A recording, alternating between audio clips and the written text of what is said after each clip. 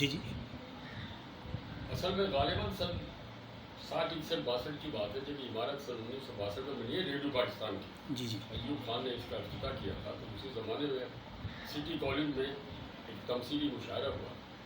میں نیا نیا کالج میں داخل ہوا تھا تو ایک نوٹس بورڈ لگا تھا جس پہ لکھا تھا کہ جن طلباء کو ڈراموں میں حصہ لینے کا شوق ہے وہ رابطہ کریں.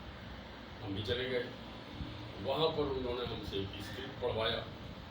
ہمارے سامنے جو دو بڑے آدمی بیٹھے تھے جن سے ہم بالکل واقف نہیں تھے, بعد میں پتہ چلا ان میں ایک الیاس عشقی صاحب ہیں اور ایک قیوم عارف, ٹی وی کے بھی بڑے فنکار ہوئے اور ریڈیو کے بہت بڑے آدمی. وہاں ریہرسل کے دوران ہم بڑے لوگوں سے ملے. بی سلیمی, بدر ہاشمی, محمد علی تو ہمارے دوست تھے, ارشاد علی سے بھی واقفیت تھی.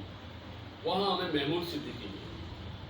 وہ ایک بہت اہم کردار ادا کر رہے تھے اس ڈرامے میں اور بہت ہی یوں سمجھ لیجیے کہ ان کے دم سے بڑی رونق سی تھی. وہ بہت جملے کستے تھے اور فقرے بازی کرتے تھے. اسی دوران کسی نے ہم سے کہا آپ ریڈیو کیوں نہیں آتے. آپ نے کہا ہمیں تو پتہ نہیں ریڈیو کیا ہوتا ہے. قصہ مختصر, ہم ریڈیو میں چلے گئے. ہماری آواز اپلوڈ ہو گئی. محمود صدیقی صاحب نے ہمیں ریڈیو پر ابتدا میں طلباء کا کوئی پروگرام ہوتا تھا اس میں شریک کیا. پھر ہم سے اسکرپٹ لکھوائے.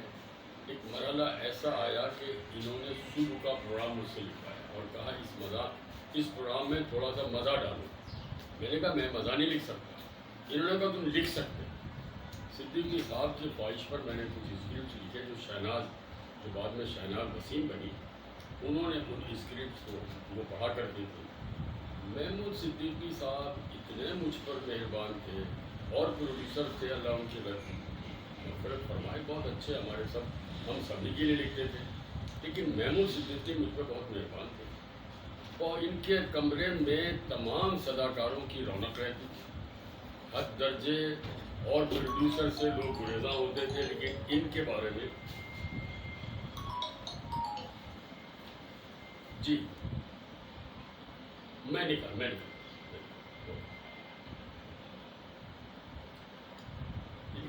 ان کا کمرہ بھرا ہوتا تھا آرٹسٹوں سے, خواتین آرٹسٹ اور میل وائسز. انہوں نے ریڈیو پر اتنا کام کیا, سینکڑوں لوگوں کو نامعلوم سے معلوم بنا دیا, غیر معروف سے معروف بنا دیا. میرا زندگی بھر ان کے ساتھ بہت تعلق رہا. شعر انہوں نے بعد میں کہنے شروع کیے. بحیثیت شاعر کے یہ بعد میں سامنے آئے, بحیثیت افسانہ نگار کے بعد میں سامنے آئے. لیکن انہوں نے بہت اچھے اور یادگار ریڈیو کے لیے ڈرامے لکھے. 1965 میں تو ان کا بڑا تاریخی ایک پروگرام تھا جو پورے پاکستان میں سنا جاتا تھا. اس میں یہ صداکاری بھی کرتے تھے. نستعلیق آدمی ہیں. مجھے کہتے ہوئے کچھ ملی جلی کیفیت ہے کہ دنیا بدل گئی 50 55 60 سالوں میں. لوگوں کے کچے گھر پکے گھر ہو گئے, لوگوں کے پکے گھر بنگلے ہو گئے, لوگوں کے بنگلے کوٹھیاں ہو گئیں. لیکن محمود صدیقی جس کوارٹر میں آباد ہوئے تھے, الحمدللہ آج بھی اسی کوارٹر میں آباد ہیں. ان سے ملنے والے آج بھی اپنے علم کی پیاس بجھانے اس کنویں کے پاس آتے ہیں. ان کی زندگی میں کوئی فرق نہیں آیا. مجھے ایسا, ایک تو کچھ مجبور ہوتے ہیں نا لوگ, صبر کرنے پر مجبور ہوتے ہیں. محمود صدیقی کی شخصیت ان لوگوں میں سے تھی جن کو اللہ نے بڑے مواقع دیے تھے کہ یہ زندگی کو سہل بنا سکتے, زندگی کو اور آرام دہ بنا سکتے تھے, دنیاوی ترقی اور بھی کر سکتے تھے. لیکن یہ اس قدر ثابت, اس قدر آنے اور اتنے مطمئن انسان ہیں کہ مجھ سے غالباً یہ 2-2.5 سال بڑے ہیں. اس عمر میں بھی ان کی زندگی میں نہ کوئی ملال کا پہلو ہے, نہ ماضی کی گزری ہوئی زندگی کے بارے میں انہیں کوئی افسوس ہے. میں ان سے مسلسل رابطے میں رہتا ہوں کراچی سے فون کے ذریعے. یہ اپنی بچیوں میں بہت خوش ہیں. انہیں کبھی اس کا احساس نہیں ہوا کہ ان کے کوئی اولاد نرینہ نہیں ہے. یہ نہایت مطمئن, جسے کہتے ہیں نا نفس سے مطمئنہ, اللہ نے اس دولت سے محمود صدیقی کو نوازا ہے. وہ بیک وقت صداکار, بیک وقت ڈائریکٹر, بیک وقت اسٹیج اداکار, بیک وقت شاعر, افسانہ نگار, خاکہ نویس. ان کی شخصیت کے بہت جہت ہیں.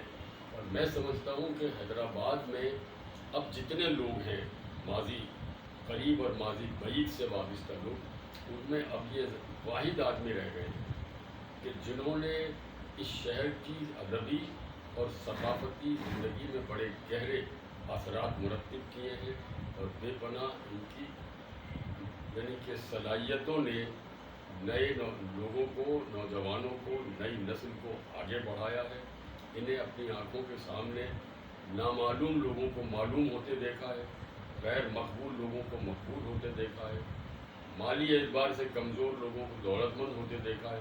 صدیقی صاحب کی زندگی کے میں ایک لمحہ ایسا نہیں آیا میری معلومات کے مطابق کہ انہوں نے اس پر کبھی افسوس کیا ہو کہ آج میں وہ لوگ جو میرا ہاتھ پکڑ کر آگے بڑھے تھے، میں آج ان سے آگے کیوں نہیں بڑھا۔ اگر اللہ تعالیٰ کسی کو یہ دولت عطا کرتے کہ وہ مطمئن ہو کر اس دنیا سے لوٹے، تو غالباً محمود صدیقی کی شخصیت سے ہمیں یہ سیکھنا چاہیے کہ اللہ نے انسان کو جس مقصد کے لیے تخلیق کیا ہے، اس مقصد کی بجا آوری میں ممکنہ حد تک جو اللہ نے اسے صلاحیتیں انہیں بروئے کار لائے، اور زندگی میں کچھ ایسی یادیں چھوڑ جائیں اور ایسے لوگ چھوڑ جائیں جو کسی بھی مرحلے میں جب محمود صدیقی کو یاد کرے تو وہ ان کے حق میں خیر کے کلمے کہیں، اور اللہ کی بارگاہ میں ان کی صحت مندی، ان کی تندرستی اور ان کی زندگی کی خوشحالی کے لیے دعائیں کریں۔